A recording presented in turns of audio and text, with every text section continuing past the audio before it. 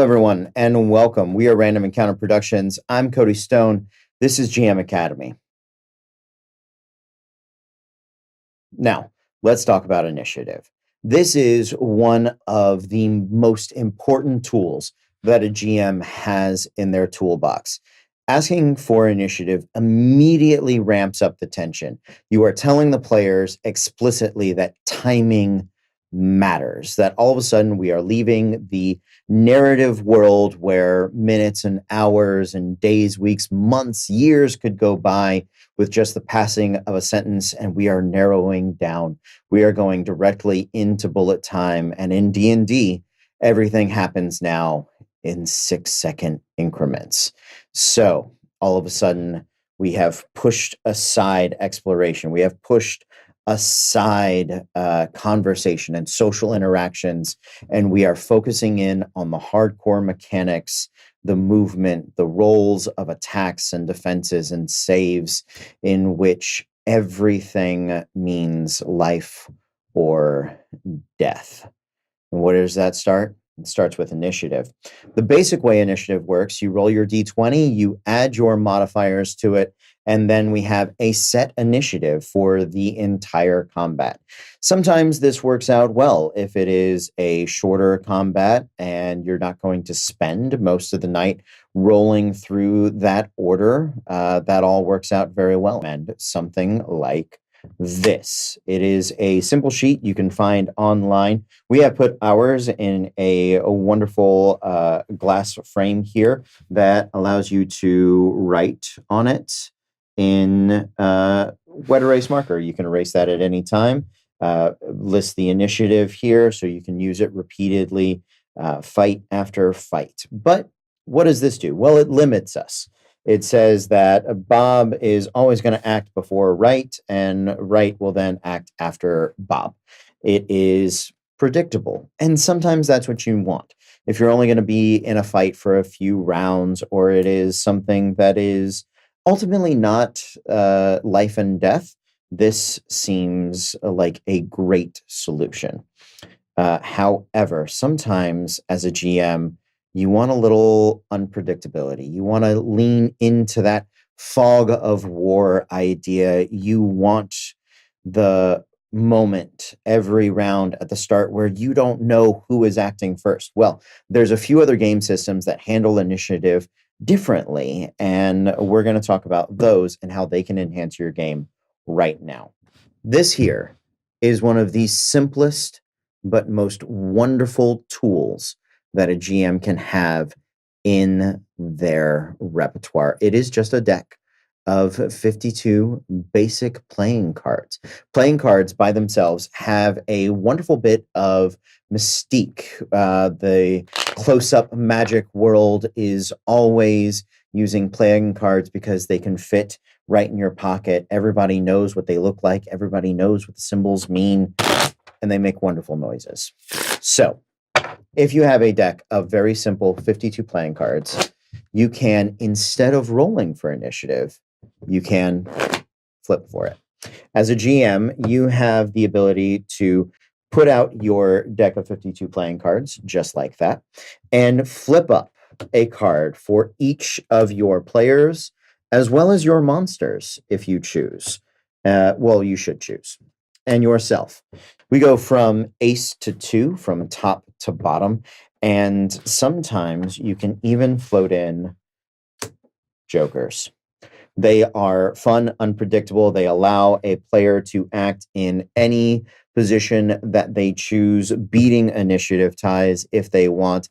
There's only 2 of them per deck, and when you go through the jokers, then you just reshuffle the thing. This rule is brought to you from Savage Worlds, from Deadlands. It is a ability that they utilize. So what are the benefits of this? Well, unpredictable, familiar, fast. Those are the positives.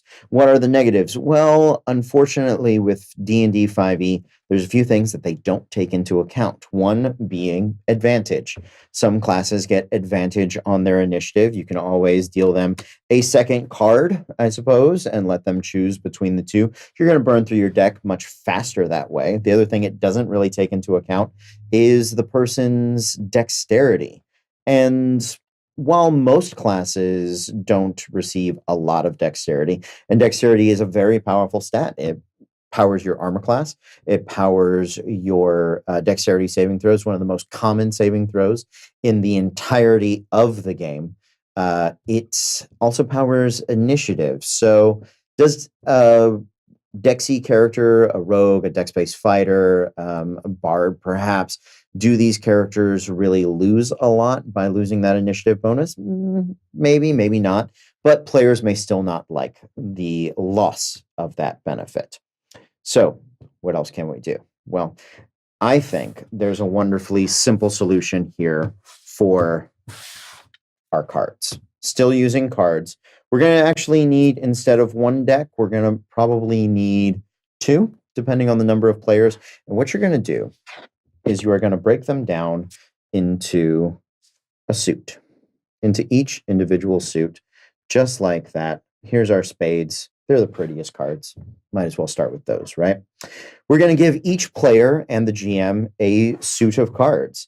And then the players that have high dexterity, well, if they have a +1, they get to pull out that two of spades. If they have a +2, they can pull out the 3, the +3, the +4, +5, +6. And as you can see, their deck progressively gets better. And now what do? Well, we take that, we shuffle it up, right? Nice and easy. Each player is then going to flip their own initiative, and we just simply count down: ace, king, queen, jack, 10, 9, 8, 7, 6, 5, 4, 3, 2. There's no 1. We know that.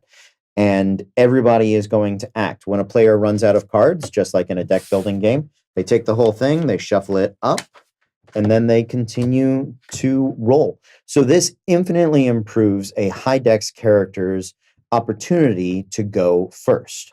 I use dex to break ties because we know that there's only really 13 options in there. The chance for ties are going to happen pretty frequently. But this way, each character is controlling their own initiative. Their deck is affected by their stats. They feel that beginning to play into their behavior, but it is still less predictable than just a flat 20 roll. And it's faster than re-rolling initiative every single time. Now, if you wanted to take into account other things such as weapon speed, the way they do in second edition, or all of these things, you can use those factors to manipulate your deck. So that is it for initiative here on GM Academy. A couple of really quick tips that can help you spice up your game. A couple of simple tools that everyone has immediately at hand. Also, a printer and a piece of paper for initiative orders is really simple. So thank you guys. If you have comments, thoughts, feelings, let us know down below. You can also join us on Patreon. You can subscribe here on YouTube, hit the icon, the bells for notifications, share the videos, all that fun stuff. Join us over on Twitch at twitch.tv/randomencounterprod and watch us utilize some of these tools with our Disasters in Danger and our Lamplighter show. Until next time, I'm Cody Stone. We're Random Encounter Productions, and we'll see you soon.